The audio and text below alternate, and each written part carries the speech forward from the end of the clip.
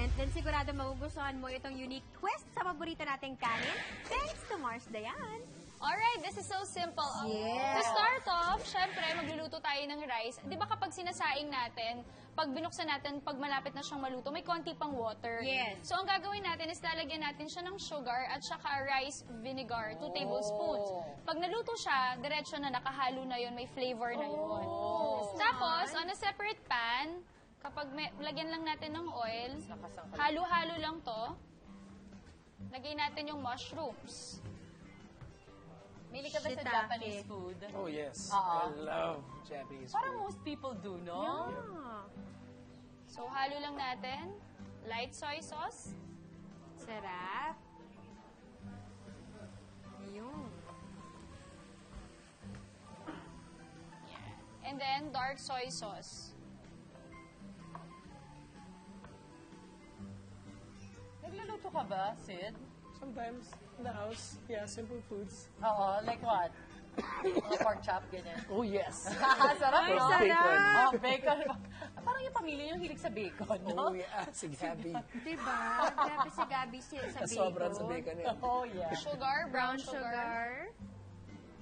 So, parang medyo magkakaramelize to, Mars. Oo. Yan. Halo-halo lang siyang ganyan hanggang mag-brown. And then, lagay natin yung green onions. Ang dami ng green onions, ah. Oo. Or baka pag may kanin na, Mars. Sarap. Bango. Let's not Water. Para Forget maluto yung water. mushroom. Correct, Mars. Perfect. Konting-konting tubig lang.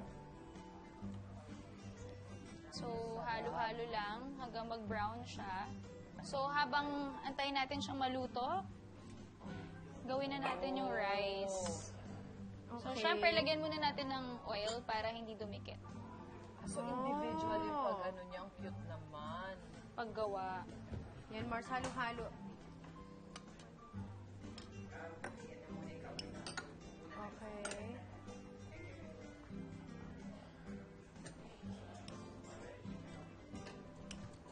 Yan. So, ganito po yung itsura niya. Yan. And then, Okay, and then, lalagyan ng Avocado. avocado yung gitna. so pag malapit na siya maluto, kukunin natin siya ulit. Dahil lalagay rin natin sa gitna yung mushroom. Thank you.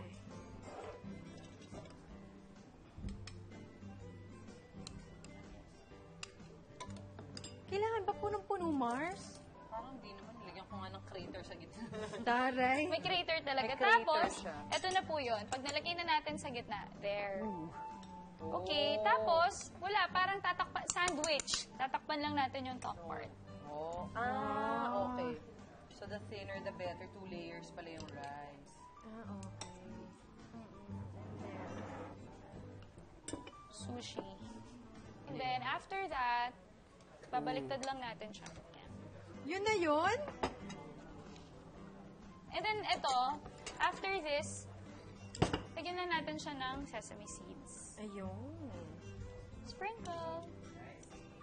Nice one, Mars. Ito na lang, isa na lang. Ito pa, ito pa. Ayan yan. Yun, ganda. Ganda.